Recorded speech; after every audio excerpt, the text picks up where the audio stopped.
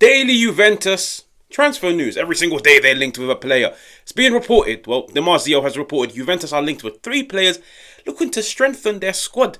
Looking to take them to the next level. Now, what do I make of these 3 players? Before everything, make sure to like, make sure to enjoy the video, make sure to engage in the video, subscribe if you're new. Who shall we start off with? Let's start off with the one, in my opinion, which holds the most concrete ground, shall we say.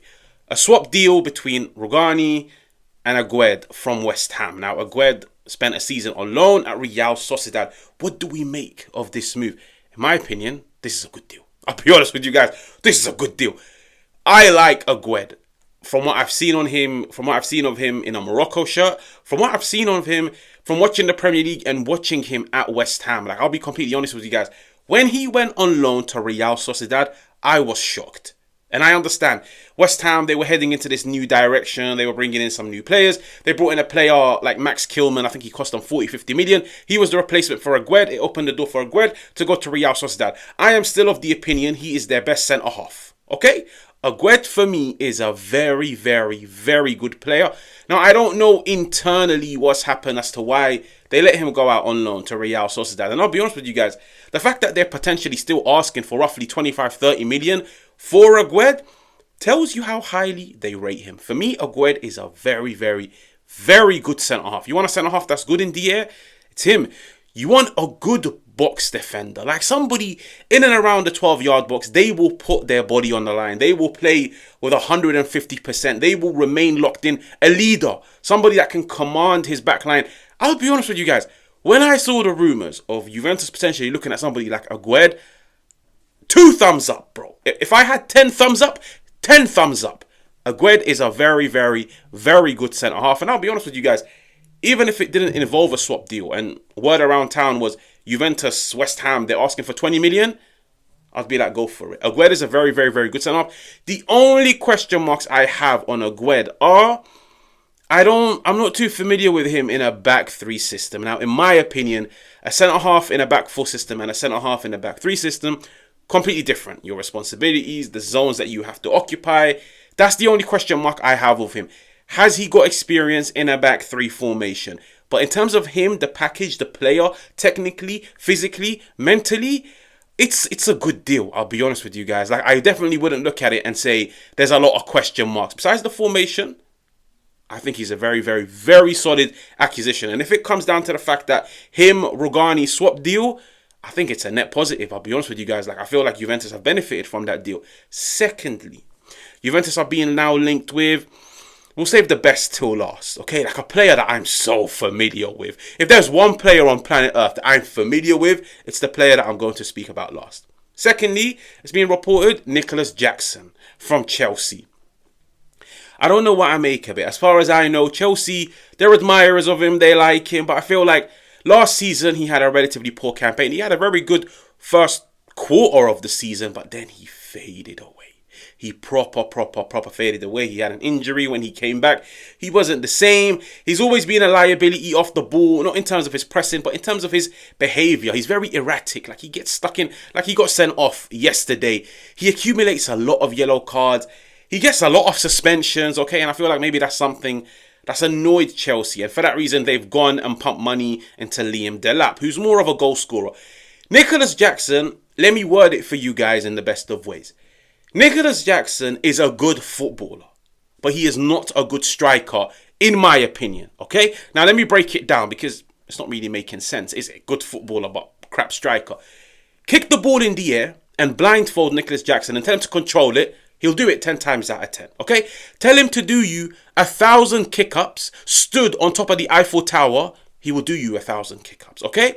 Put him in one-on-one with no goalkeeper. He will miss, okay? Do you see what I mean?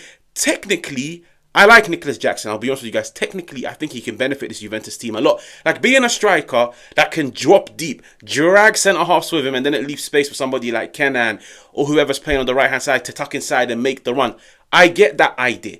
But Eboah Jackson, I'd be a liar if I told you guys he was prolific, or he was clinical, or he's a deadly penetrative number 9 in front of goal. He is wasteful, I'll be honest with you guys. And I am still of the opinion, if he wasn't wasteful, then he would easily be the most complete package. He's a striker that presses. He's a striker that's very good at holding the ball. He's a striker that's very good at connecting the dots. He's a striker that's very versatile. He can play left, right, centre. He could even drop into midfield. If he knew how to finish, he would literally be the complete striker. He's fast. He's strong. He can dribble. He can do it all. But a striker's bread and butter. Like, when you pay money for a striker, you want them to score goals. In my opinion, a striker's primary purpose on the pitch is to score goals. Everything else is a bonus. If you can score your chances on a consistent basis, and then in addition to that, you can play with your back to goal, you can connect the dots, you can dribble in tight areas, it's all a bonus. It's all a bonus. And the reason why, in my opinion, Nicholas Jackson isn't a complete forward, he's so wasteful in front of goal. I'll be honest with you guys. Like, if he ever goes in one-on-one, I'll bet my house he misses rather than he scores. Don't get me wrong. I'm not saying if he comes to the Serie A, if he comes to Juventus, he'll finish the season on 2-3 goals. No, he'll probably still get you double digits. But he's very, very, very wasteful, okay? Would I be against Juve getting somebody like Nicholas Jackson? As wild as it may sound, no. I actually wouldn't. But I don't think this is the most attainable of these, because I still feel like Chelsea would ask for a lot of money, like potentially 40 to 50 million. I don't think he's worth that, I'll be honest with you guys. He brings a lot to the team, but he takes a lot out of it in terms of how unclinical he is in the final third. The only reason why I might be open to this deal is because, in my opinion, if Tudor wants to play, let's just say 3-5-2, okay? A split striker system. Nicholas Jackson, in my opinion, a split striker system, you've hit the jackpot. Because now, you wouldn't look at him as the striker to be the focal point, to be the guy that finishes off the opportunities. In a 3-5-2, it's split. One striker runs in behind, the other one drops deep. I would definitely say, make Nicholas Jackson be the one that drops deep, and then maybe put like a Kenan next to him to be the one that runs in behind, or even if they want like another striker, okay? I just think he'll cost a lot of money, and from what I'm seeing, it's reported 40-50 million. He's not worth it. Now, the last player. This is a player that I have a lot of history with. Jadon Sancho, okay? You don't want him. You don't want him, I'll be honest with you guys. Jadon Sancho falls into that bracket of Joao Felix, okay? And there's so many of them across the world. Those players where the idea of them is so nice. Like, they're technical, they've got skills, they've got tricks, they go for nutmegs. But in reality, when you sit down and watch them 90 minute after 90 minute after 90 minute, you clock they're a net negative. Like, they don't really have a positive impact on a game besides that one nutmeg, that one trick in 90 minutes. Very, very, very passive, I'll be honest with you guys. Like, as a winger, he doesn't shoot enough. He doesn't take on his man enough. He doesn't create enough. He's one of those players, you put him in a system where the primary purpose is to retain the ball, he will do well. He's very, very, very composed under pressure. He can dribble in and around tight areas. He will help the team sustain pressure in the final third. But in my opinion, those are not things that I want from an attacking player. Like, for me to turn around and tell you guys this attacking player's strengths are ball retention. Come on. Your attackers, like, the reason why attackers cost a lot of money, the reason why attackers get paid a lot of money, is because they're supposed to have that X factor. They're supposed to be the type of players that can unlock teams, get you that goal, create you that opportunity. Jadon Sancho is not that guy, and I'll be honest with you guys, it hasn't worked out at Manchester United. He's gone to Chelsea. Now, regardless of what people may say, I don't think he really was good enough at Chelsea. He had a few good games, he scored a few nice goals, but throughout a 30-40 game campaign, inconsistent, passive. Like, let's be honest. If he done well, Chelsea would have paid the money. Chelsea have money. They would have paid the money. But even they feel like, you know what? You're not worth the wages you're demanding. It's best to let you go. And in my opinion, if a club is more than happy to let a player go, it must tell you something. Yeah, it must tell you something. I don't think he's good enough. And on top of that, even the whole like mentality side, like, there's always an excuse. You put him on the left, no, I want to play on the right. Off the ball, he offers nothing. And I look at Tudor, like, this is actually a link where it was the same link last season, and I said the exact same thing. He's not a Motta player. Yes, Motta wants to retain the ball and play possession-based football. Jadon Sancho is that guy. But Motta also, from what we saw at Bologna, he wants to press. Why would you go and sign a player where, if you were to look at throughout his career, he's never ever been a relentless player? Like, he's never ever, like, even at Chelsea, this is a player that they would take off after 50, 60 minutes. They would take him off the bench. They would take him off and bring on a replacement, because after 60 minutes, he's fatigued. Tudor wants to play high energy, high pressing. Jadon Sancho does not fit that profile. I'll be honest with you guys, it doesn't. Like, it's really coming across to me like a panic buy. But why are you panicking now? Just because the fee is right. I believe Man United want about 20, 25, 30 million.